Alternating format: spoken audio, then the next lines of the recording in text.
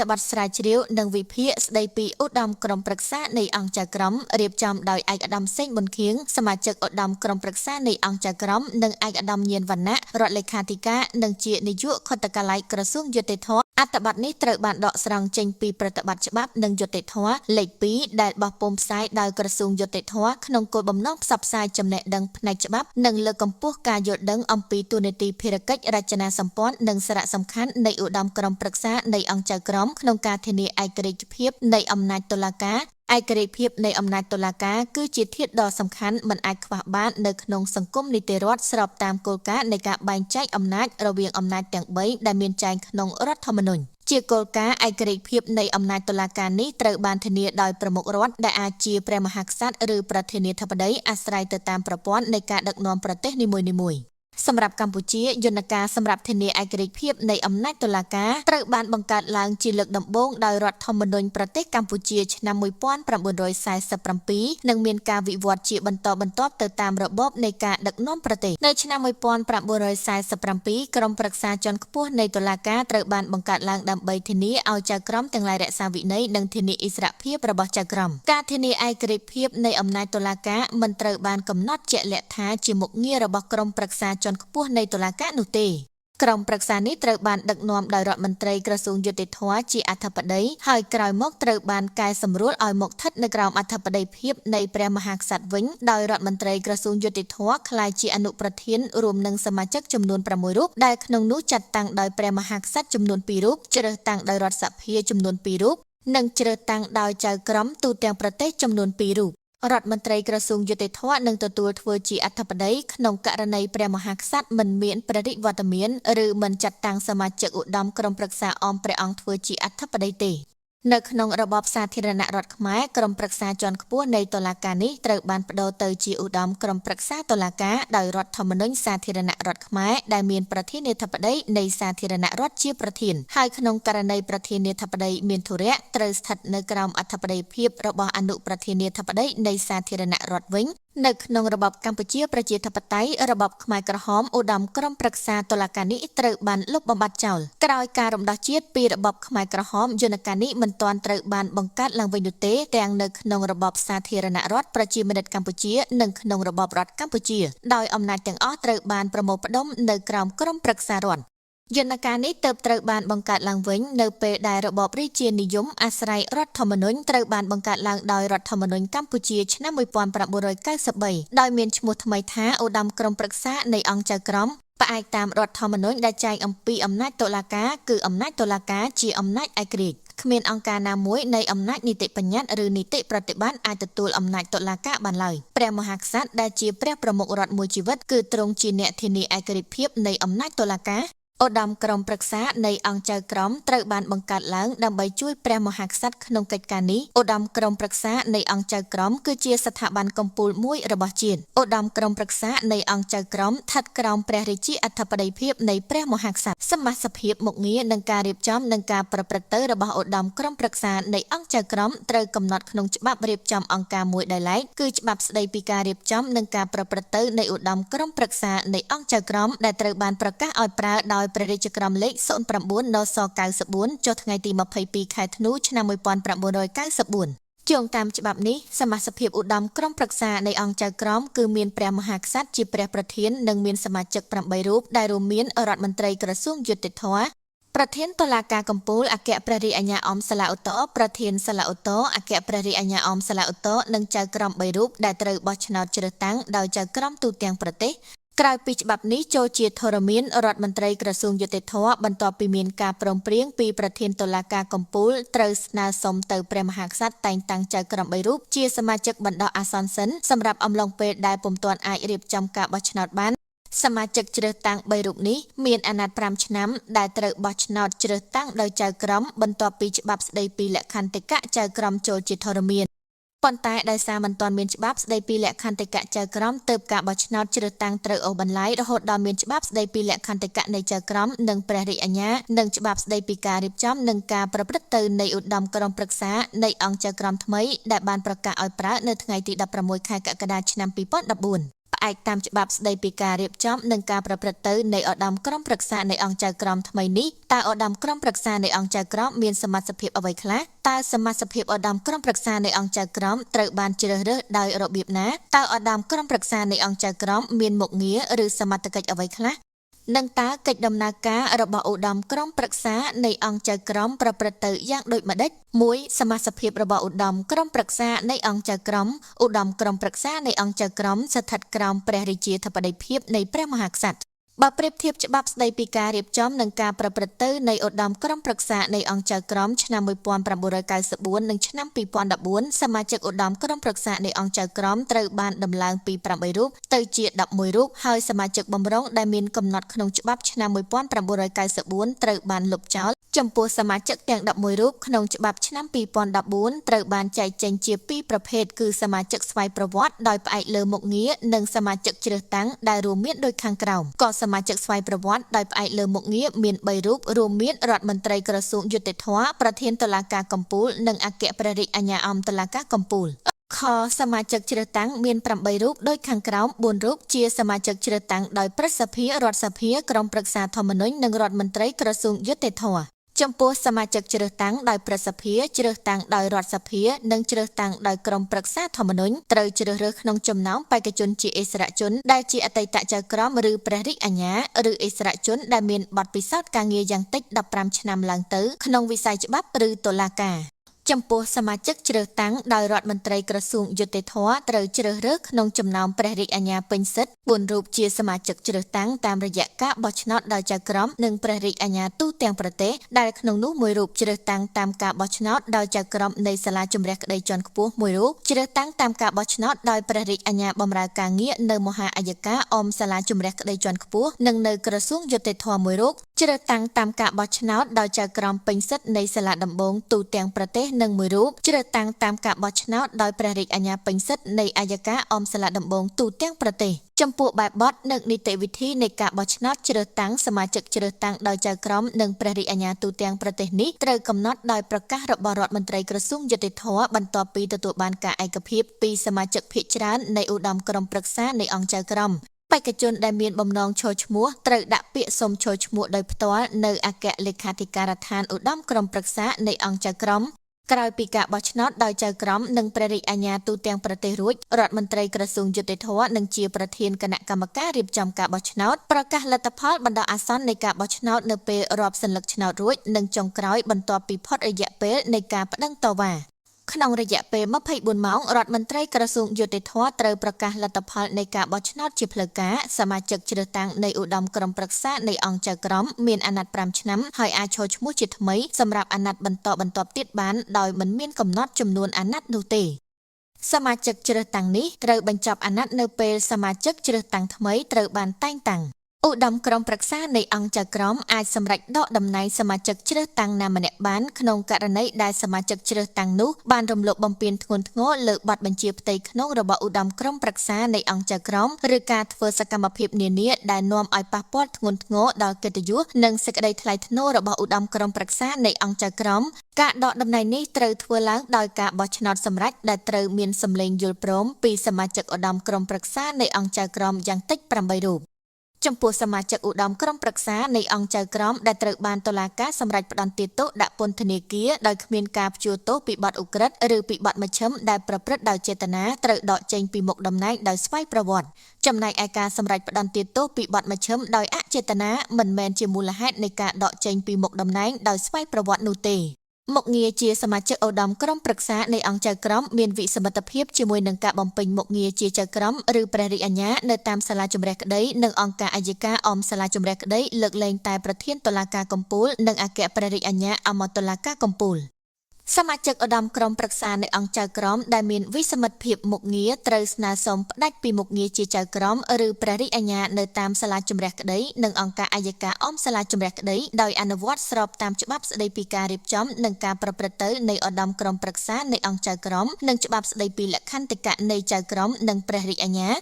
2. រចនាសម្ព័ន្ធនិងកិច្ចដំណើរការរបស់ឧត្តមក្រុមប្រឹក្សានៃអង្គចៅក្រមឧត្តមក្រុមប្រឹក្សានៃអង្គចៅក្រមត្រូវដំណើរការប្រជុំក្រោមព្រះរាជាធិបតីភាពរបស់ព្រះប្រធាននៃឧត្តមក្រុមប្រឹក្សានៃអង្គចៅក្រមឬព្រះរាជតំណាងណាម្នាក់ដែលទទួលបានការចាត់តាំងដោយព្រះប្រធាននៃឧត្តមក្រុមប្រឹក្សានៃអង្គចៅក្រមព្រះរាជតំណាងដែលទទួលបានការចាត់តាំងដឹកនាំនិងចាត់ចែងការងាររបស់ឧត្តមក្រុមប្រឹក្សានៃអង្គចៅក្រមត្រូវវាយការឲ្យបានទៀងទាត់អំពីសកម្មភាពរបស់ឧត្តមក្រុមប្រឹក្សានៃអង្គចៅក្រមថ្វាយព្រះប្រធាននៃឧត្តមក្រុមប្រឹក្សានៃអង្គចៅក្រម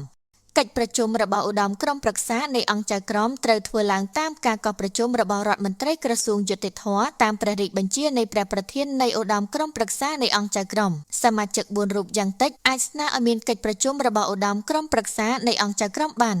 រដ្ឋមន្ត្រីក្រសួងយុតិធធម៌ត្រូវរៀបចំទូលថ្វាយព្រះប្រធានស្នើសុំព្រះរាជតម្រិះដើម្បីកោះប្រជុំកិច្ចប្រជុំឧត្តមក្រុមប្រឹក្សានៃអង្គចៅក្រមអាចដំណើរការទៅបានលុះត្រាតែមានសមាជិកចូលរួមប្រជុំចំនួន6រូបយ៉ាងតិចហើយការសម្រេចរបស់ឧត្តមក្រុមប្រឹក្សានៃអង្គចៅក្រមដែលយកជាការបានត្រូវមានសម្លេងយ៉ាងតិច6សម្លេងតាមការបោះឆ្នោតជាសម្ងាត់ព្រះប្រធានឬព្រះរាជតំណាងមិនចូលរួមក្នុងការធ្វើសេចក្តីសម្រេចរបស់ឧត្តមក្រុមប្រឹក្សានៃអង្គចៅក្រមឡើយប៉ុន្តែក្នុងករណីដែលរដ្ឋមន្ត្រីក្រសួងយុតិធធម៌ឬប្រធានតុលាការកំពូលត្រូវបានចាត់តាំងជាព្រះរាជតំណាងនោះរដ្ឋមន្ត្រីក្រសួងយុតិធធម៌ឬប្រធានតុលាការកំពូលមានសិទ្ធិចូលរួមធ្វើសេចក្តីសម្រេចចិត្តដោយសមាជិកដទៃទៀតដែរជាទូទៅកិច្ចប្រជុំរបស់ឧត្តមក្រុមប្រឹក្សានៃអង្គចៅក្រមត្រូវធ្វើឡើងរៀងរាល់3ខែម្ដងក្រោមព្រះរាជាធិបតីភាពនៃព្រះមហាក្សត្រឬព្រះរាជតំណាងកិច្ចប្រជុំនេះក៏អាចធ្វើមុនកាលកំណត់បានដែរតាមរយៈការស្នើសុំរបស់សមាជិកឧត្តមក្រុមប្រឹក្សានៃអង្គចៅក្រម4រូបយ៉ាងតិចបន្ទាប់ពីទទួលបានព្រះរាជតម្រិះយល់ព្រមពីព្រះប្រធានឧត្តមក្រុមប្រឹក្សានៃអង្គចៅក្រមអគ្គលេខាធិការត្រូវរៀបចំរាល់លិខិតអញ្ជើញគ្រប់សមាជិកឧត្តមក្រុមប្រឹក្សានៃអង្គចៅក្រម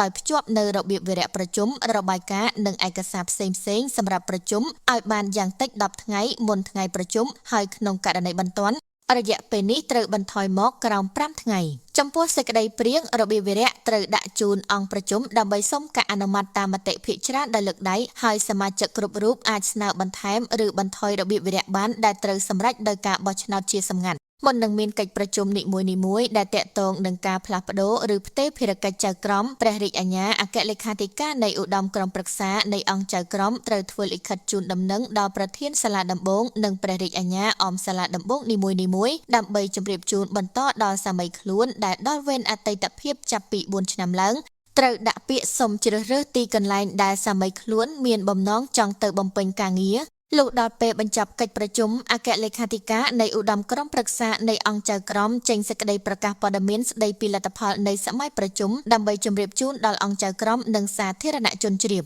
ការសម្រេចរបស់ឧត្តមក្រុមប្រឹក្សានៃអង្គចៅក្រមត្រូវធ្វើឡើងតាមការបោះឆ្នោតជាសម្ងាត់ដោយផ្ទាល់ប៉ុន្តែក្នុងករណីចាំបាច់បន្ទាន់និងតាមសំណើរបស់សមាជិកចំនួន6រូបយ៉ាងតិចការសម្រេចរបស់ឧត្តមក្រុមប្រឹក្សានៃអង្គចៅក្រមអាចធ្វើឡើងតាមការបោះឆ្នោតជាសម្ងាត់ដោយប្រយោជន៍បានរដ្ឋមន្ត្រីក្រសួងយុតិធធម៌ត្រូវរៀបចំកិច្ចការនេះបន្ទាប់ពីទទួលបានព្រះរាជតម្រិះពីព្រះប្រធានឧត្តមក្រុមប្រឹក្សានៃអង្គចៅក្រមក្នុងក្របខ័ណ្ឌនៃច្បាប់ឆ្នាំ1994ឧ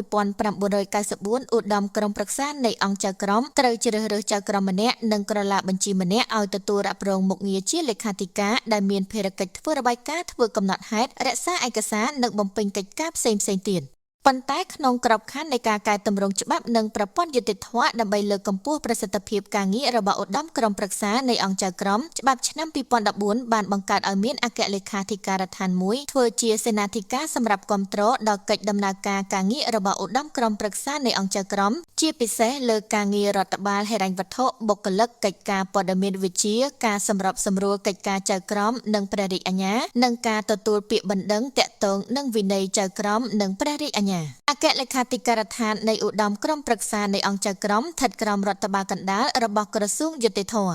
រដ្ឋមន្ត្រីក្រសួងយុតិធធម៌គឺជាតំណាងឲ្យឧត្តមក្រុមប្រឹក្សានៃអង្គចៅក្រមនៅក្នុងទំនាក់ទំនងជាមួយបុគ្គលឯកជនឬបុគ្គលសាធារណៈនានានិងមានភារកិច្ចចាត់ចែងកិច្ចការរដ្ឋបាលរបស់ឧត្តមក្រុមប្រឹក្សានៃអង្គចៅក្រមដោយមានអគ្គលេខាធិការដ្ឋានជាសេនាធិការ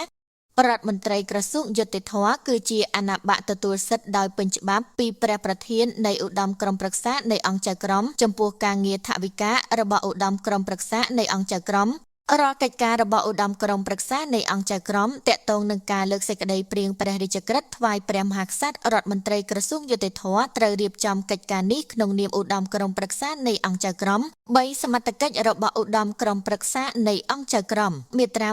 134ថ្មីមាត្រា115ចាស់នៃរដ្ឋធម្មនុញ្ញឆ្នាំ1993បានកំណត់ឲ្យមានច្បាប់រៀបចំអង្គការមួយដែលនឹងកំណត់អំពីមុខងាររបស់ឧត្តមក្រុមប្រឹក្សានៃអង្គចៅក្រមមាត្រាដដែលនេះក៏បានកំណត់រួចជាស្រេចនៅមុខងារសំខាន់ពីរដែលមិនអាចខ្វះបានរបស់ឧត្តមក្រុមប្រឹក្សានៃអង្គចៅក្រមសម្រាប់ធានាឯករាជ្យភាពនៃអំណាចតុលាការដែលរួមមានមុខងារពាក់ព័ន្ធនឹងការតែងតាំងចៅក្រមនិងព្រះរាជអាជ្ញានិងមុខងារក្នុងការដាក់វិន័យចៅក្រមនិងព្រះរាជអាជ្ញា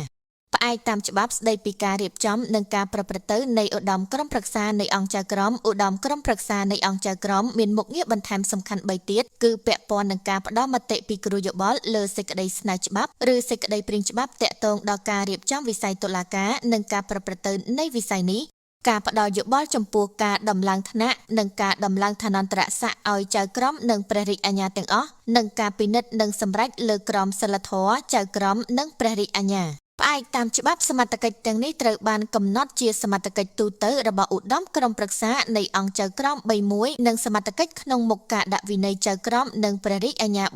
32សមត្ថកិច្ចទូទៅរបស់ឧត្តមក្រុមប្រឹក្សានៃអង្គចៅក្រមសមត្ថកិច្ចទូទៅរបស់ឧត្តមក្រុមប្រឹក្សានៃអង្គចៅក្រមគ្របដណ្ដប់លើមុខងារក្នុងការតែងតាំងចៅក្រមនិងព្រះរាជអាជ្ញាមុខងារក្នុងការពិនិត្យនិងសម្រេចលើក្រមសីលធម៌ចៅក្រមនិងព្រះរាជអាជ្ញាមុខងារផ្ដល់យោបល់ចំពោះការដំឡើងឋានៈនិងការដំឡើងឋានន្តរស័ក្តិឲ្យចៅក្រមនិងព្រះរាជអាជ្ញានិងមុខងារពិគ្រោះមតិលើសេចក្តីព្រាងច្បាប់ឬសេចក្តីស្នើច្បាប់ពាក់ព័ន្ធនឹងការរៀបចំវិស័យតុលាការនិងការប្រព្រឹត្តទៅនៃវិស័យនេះយោបល់របស់ឧត្តមក្រុមប្រឹក្សានៃអង្គចៅក្រមលើសេចក្តីស្នើច្បាប់ឬសេចក្តីព្រាងច្បាប់នេះត្រូវផ្ដល់យ៉ាងយូរក្នុងរយៈពេល30ថ្ងៃចាប់ពីថ្ងៃទទួលបានសេចក្តីស្នើច្បាប់ឬសេចក្តីព្រាងច្បាប់នេះពីរដ្ឋមន្ត្រីក្រសួងយុតិធធម៌ក្នុងករណីប្រញាប់រយៈពេលនេះអាចបន្ថយមកត្រឹម10ថ្ងៃចំពោះមុខងារពាក់ព័ន្ធនឹងការតែងតាំងចៅក្រមឧត្តមក្រុមប្រឹក្សានៃអង្គចៅក្រមជាអ្នកសម្រេចនិងលើកយោបល់ថ្វាយព្រះមហាក្សត្រអំពីការតែងតាំងការផ្លាស់ប្ដូរការផ្ដាច់ពីមុខងារការដាក់ឲ្យស្ថិតនៅក្រៅក្របខ័ណ្ឌការដាក់ឲ្យនៅទំនេរនិងការលុបឈ្មោះចៅក្រមទាំងអស់ដោយឡែកឧត្តមក្រុមប្រឹក្សានៃអង្គចៅក្រមលើកសេចក្តីស្នើថ្វាយព្រះមហាក្សត្រអំពីការតែងតាំងការផ្លាស់ប្ដូរការផ្ដាច់ពីមុខងារការដាក់ឲ្យស្ថិតនៅក្រៅក្របខ័ណ្ឌការដាក់ឲ្យនៅទំនេរនិងការលុបឈ្មោះព្រះរាជអាជ្ញាទាំងអស់តាមសំណើរបស់រដ្ឋមន្ត្រីក្រសួងយុតិធធម៌បន្ទាប់ពីបានពិគ្រោះយោបល់ពីសមាជិកឧត្តមក្រុមប្រឹក្សានៃអង្គចៅក្រម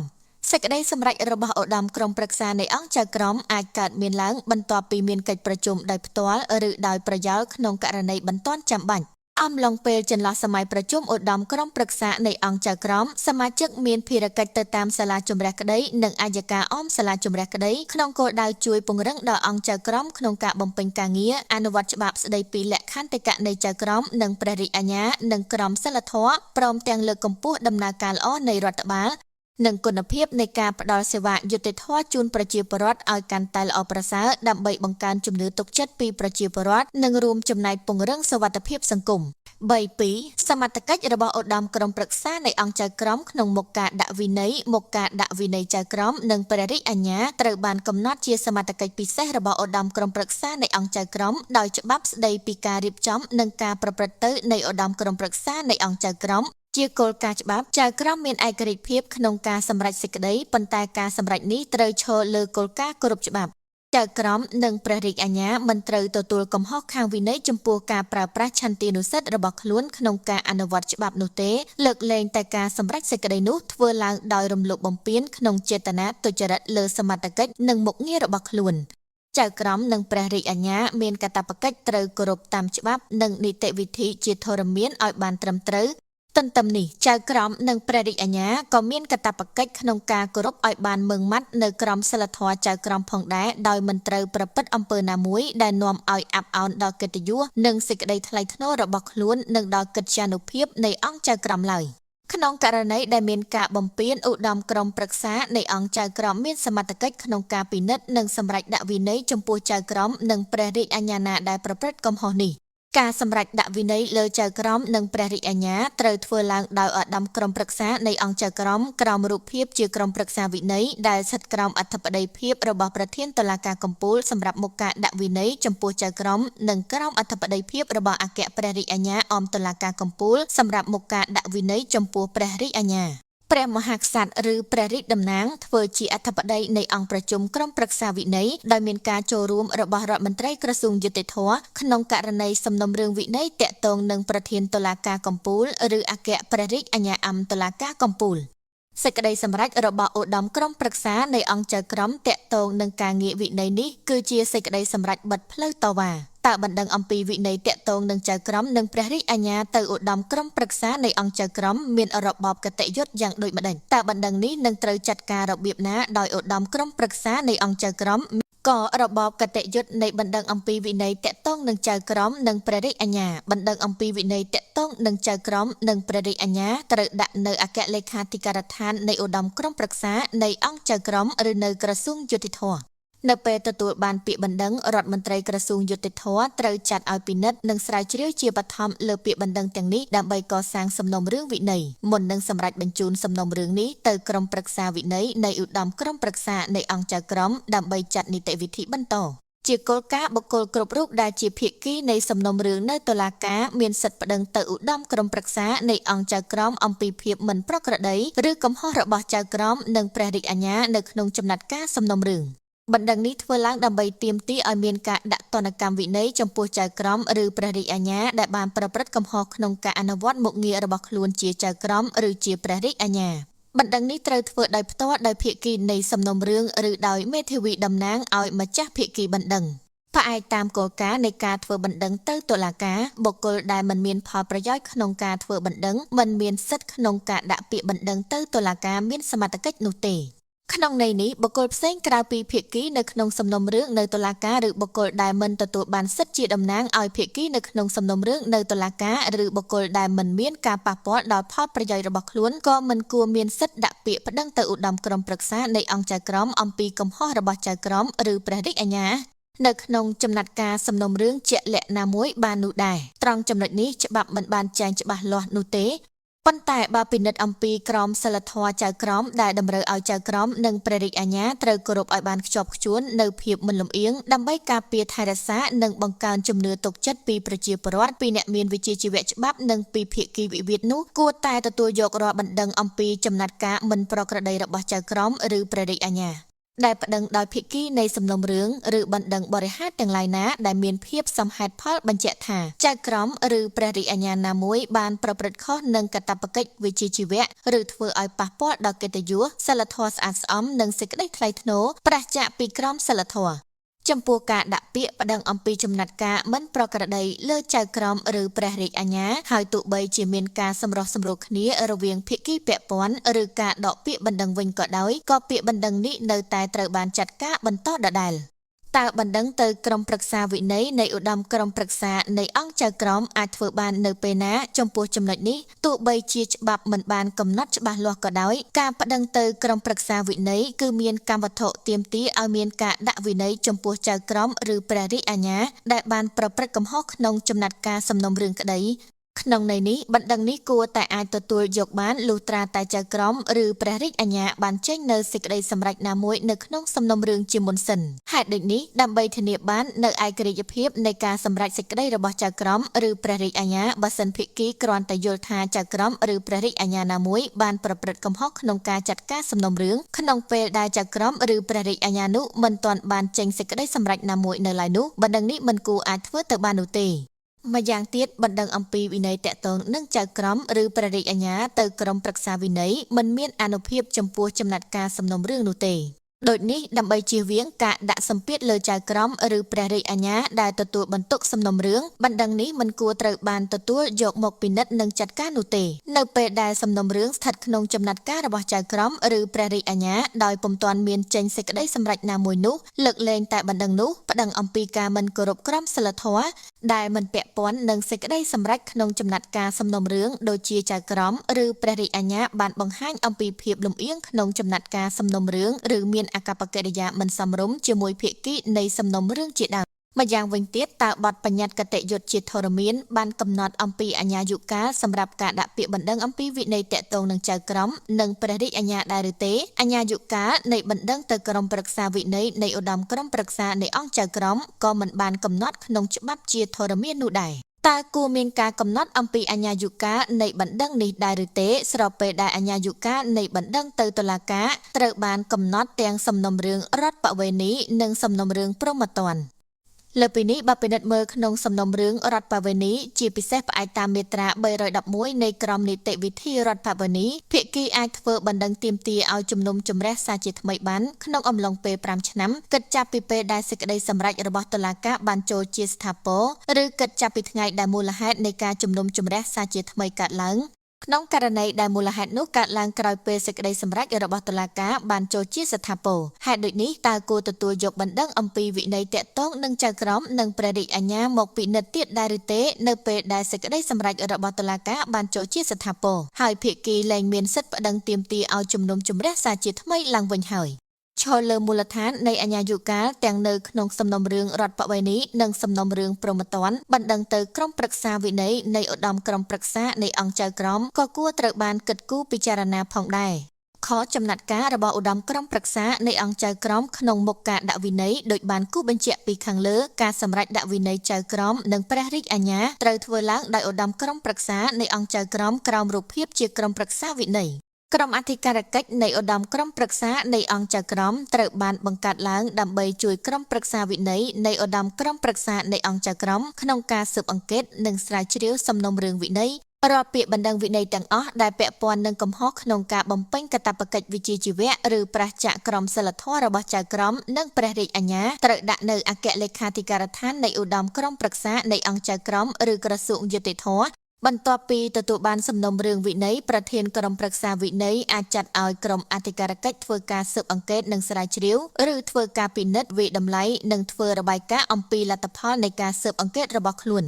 ក្រុមអធិការកិច្ចក្នុងក្របខ័ណ្ឌបំពេញការងាររបស់ខ្លួនដោយមានការចាត់តាំងពីប្រធានក្រុមប្រឹក្សាវិន័យអាចស្នើសុំពិនិត្យសំណុំរឿងនានាដែលពាក់ព័ន្ធឬមានប្រយោជន៍ដល់សំណុំរឿងវិន័យហើយក្នុងករណីចាំបាច់អាចស្នើសុំការបំភ្លឺពីគ្រប់បុគ្គលនានាបានចៅក្រមឬព្រះរាជអាជ្ញាដែលមិនផ្ដល់កិច្ចសហការតាមការស្នើសុំរបស់ក្រុមអធិការកិច្ចត្រូវចាត់ទុកជាកំហុសវិន័យចំពោះចៅក្រមឬព្រះរាជអាជ្ញាដែលកំពុងជាប់នៅក្នុងនីតិវិធីវិន័យប្រធានក្រុមប្រឹក្សាវិន័យអាចសម្រេចផ្អាកពីមុខងារបណ្ដោះអាសន្នមួយរយៈសិន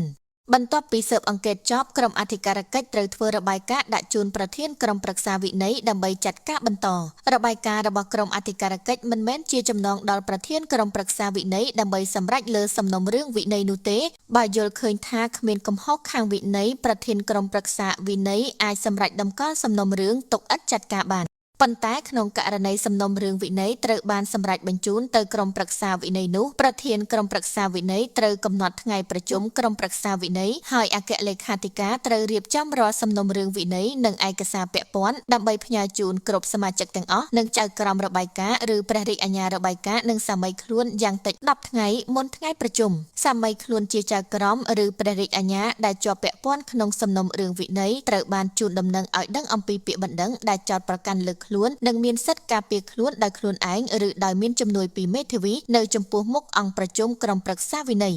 ការប្រជុំរបស់ក្រុមប្រឹក្សាវិន័យត្រូវធ្វើជាអសាធារណៈហើយសមាជិកនៃអង្គប្រជុំទាំងអស់ត្រូវរក្សាការសម្ងាត់នៃអង្គប្រជុំក្នុងនីតិវិធីដំបូងនៃកិច្ចប្រជុំក្រុមប្រឹក្សាវិន័យប្រធានក្រុមប្រឹក្សាវិន័យចាត់ឲ្យចៅក្រមរបាយការណ៍ឬព្រះរាជអាជ្ញារបាយការណ៍អានរបាយការណ៍នៃសំណុំរឿងវិន័យដែលខ្លួនបានស៊ើបអង្កេតនិងស្រាវជ្រាវជូនអង្គប្រជុំបន្ទាប់ពីបញ្ចប់កិច្ចសួរដេញដោលក្រុមប្រឹក្សាវិន័យនៃឧត្តមក្រុមប្រឹក្សានៃអង្គចៅក្រមដំណើរការពិភាក្សាដើម្បីសម្រេចចំពោះនីតិវិធីនៃការសម្រេចគឺមានបែងចែកជាពីរដំណាក់កាលដែលដំណាក់កាលទី1គឺត្រូវពិនិត្យសម្រេចអំពីអត្ថភាពឬណត្តភាពនៃកំហុសនិងបើសិនជាសម្រេចថាមានកំហុសហើយទើបឈានចូលដំណាក់កាលទី2ដែលត្រូវសម្រេចអំពីទណ្ឌកម្មដំណាក់កាលទី1ប្រធាននិងសមាជិកក្រុមប្រឹក្សាវិន័យទាំងអស់បោះឆ្នោតសម្រេចថាចៅក្រមឬព្រះរាជអាជ្ញាដែលពាក់ព័ន្ធសំណុំរឿងវិន័យមានកំហុសឬគ្មានកំហុសក្នុងករណីការបោះឆ្នោតទទួលបានការសម្រេចថាគ្មានកំហុសនោះសំណុំរឿងវិន័យនេះត្រូវបានបិទបញ្ចប់ ដំណាក់កាលទី2ក្នុងករណីការបោះឆ្នោតក្នុងដំណាក់កាលទី1ទទួលបានការសម្រេចថាមានកំហុសនោះត្រូវធ្វើការបោះឆ្នោតសម្រេចអំពីកម្រិតនិងប្រភេទនៃទណ្ឌកម្មដូចមានចែងក្នុងមាត្រា55នៃច្បាប់ស្តីពីលក្ខន្តិកៈនៃចៅក្រមនិងព្រះរាជអាជ្ញា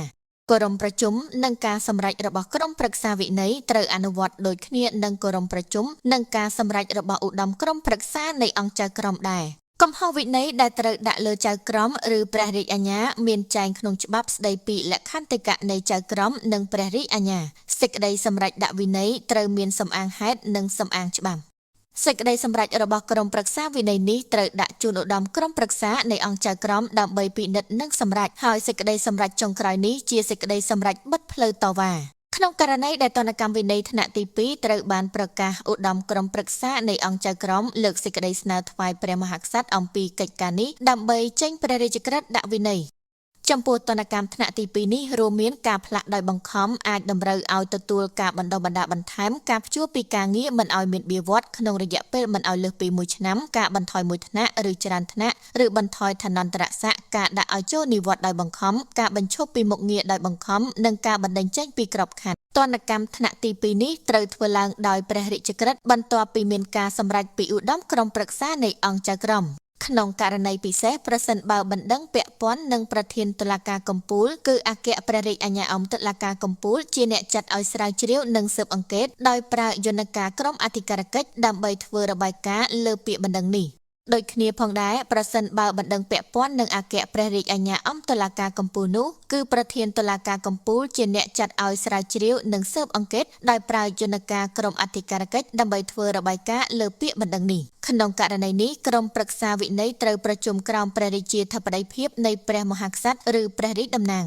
រដ្ឋមន្ត្រីក្រសួងយុតិធធម៌ត្រូវចូលរួមក្នុងអង្គប្រជុំនេះហើយគោរមប្រជុំត្រូវមាន8រូបយ៉ាងតិចចំពោះការសម្រេចត្រូវយកតាមមតិភាគច្រើនចំពោះចៅក្រមឬព្រះរាជអាជ្ញាដែលបច្ចុប្បន្នជាសមាជិកឧត្តមក្រុមប្រឹក្សានៃអង្គចៅក្រមហើយមានបណ្ដឹងតាក់ទងនឹងខ្លួនមានសិទ្ធិចូលការពារខ្លួនប៉ុន្តែត្រូវដកខ្លួនចេញនៅពេលពិភាក្សានិងសម្រេចមានន័យថាមិនអាចចូលរួមប្រជុំក្នុងឋានៈជាសមាជិកក្រុមប្រឹក្សាវិន័យនៃឧត្តមក្រុមប្រឹក្សានៃអង្គចៅក្រមឡើយឥតុទៅពាក្យបណ្ដឹងតែងតែប្តឹងចំឈ្មោះទៅអ្នកចាត់ការលើសំណុំរឿងដោយផ្ទាល់ជាពិសេសក្នុងករណីព្រះរាជអាជ្ញារងណាម្នាក់ចាត់ការសំណុំរឿងហើយត្រូវគេប្តឹងអំពីវិន័យតើក្រុមប្រឹក្សាវិន័យពិនិត្យនិងសម្រេចលើព្រះរាជអាជ្ញារងនោះតែម្នាក់ឯងឬយ៉ាងណាបើពិនិត្យទៅលើច្បាប់ព្រះរាជអាជ្ញាមានអំណាចទៅលើព្រះរាជអាជ្ញារងដែលនៅក្នុងសមត្ថកិច្ចដែនដីរបស់ខ្លួនព្រះរាជអាជ្ញាអមសាលាដំបងគឺជានាយដ្ឋានានុក្រមនៃអัยការអមសាលាដំបងព្រះរាជអាជ្ញារងទាំងអស់នៃអัยការអមសាលាដំបងត្រូវធ្វើការក្រោមការដឹកនាំនិងការទទួលខុសត្រូវរួមរបស់ព្រះរាជអាជ្ញាដែលជានាយដ្ឋានានុក្រមរបស់ខ្លួនដូច្នេះក្នុងករណីមានបណ្ដឹងលើព្រះរាជអាជ្ញារងណាម្នាក់តើគួរអញ្ជើញព្រះរាជអាជ្ញាដែលជាថ្នាក់លើរបស់ព្រះរាជអាជ្ញារងនោះមកបំភ្លឺចំពោះមុខក្រុមប្រឹក្សាវិន័យដែរឬទេបើរកឃើញថាព្រះរាជអាជ្ញាមានកំហុសដោយព្រះរាជអាជ្ញារងដែរតើព្រះរាជអាជ្ញាត្រូវទទួលទណ្ឌកម្មវិន័យដែរឬទេជាមួយគ្នានេះដែរក្នុងករណីសេចក្តីសម្រេចចេញដោយក្រុមប្រឹក្សាជំនុំជម្រះដែលជាទូទៅក្រុមប្រឹក្សាជំនុំជម្រះអាចមានចៅក្រមចំនួន3រូប5រូបឬ9រូបតាមករណីជាក់ស្ដែងនីមួយៗបើក្នុងករណីសេចក្តីសម្រេចនោះត្រូវបានគេប្តឹងអំពីកំហុសវិន័យហើយក្រុមប្រឹក្សាវិន័យបានរកឃើញថាសេចក្តីសម្រេចរបស់ក្រុមប្រឹក្សាជំនុំជម្រះនោះបានប្រព្រឹត្តកំហុសវិន័យមែនប៉ុន្តែនៅក្នុងការសម្រេចសេចក្តីនោះមានចៅក្រមប្រឹក្សាម្នាក់បានអះអាងថាខ្លួនមិនបានចូលរួមប្រព្រឹត្តកំហុសនោះទេនិងបានបង្ហាញភស្តុតាងច្បាស់លាស់ដែលអាចជឿជាក់បានតើចៅក្រមប្រឹក្សាម្នាក់នោះគួរត្រូវទទួលទណ្ឌកម្មវិន័យដូចគ្នាដែរឬទេជាគោលការណ៍សេចក្តីសម្រេចអំពីវិន័យរបស់ឧត្តមក្រុមប្រឹក្សានៃអង្គចៅក្រមចំពោះចៅក្រមឬព្រះរាជអាជ្ញាណាម្នាក់មិនអាចត្រូវបានប្រកាសផ្សព្វផ្សាយជាសាធារណៈដោយមានបញ្ជាក់ឈ្មោះចៅក្រមឬព្រះរាជអាជ្ញាទេប៉ុន្តែដើម្បីផលប្រយោជន៍នៃការទទួលព័ត៌មានសម្រាប់សាធារណជនការផ្សព្វផ្សាយនេះគួរតែផ្សព្វផ្សាយត្រឹមអង្គហេតុនៃបណ្ដឹងសំអាងហេតុនិងការសម្រេចតែប៉ុណ្ណោះដោយមិនគួរបង្ហាញអត្តសញ្ញាណបុគ្គលដែលពាក់ព័ន្ធទាំងអស់នោះទេ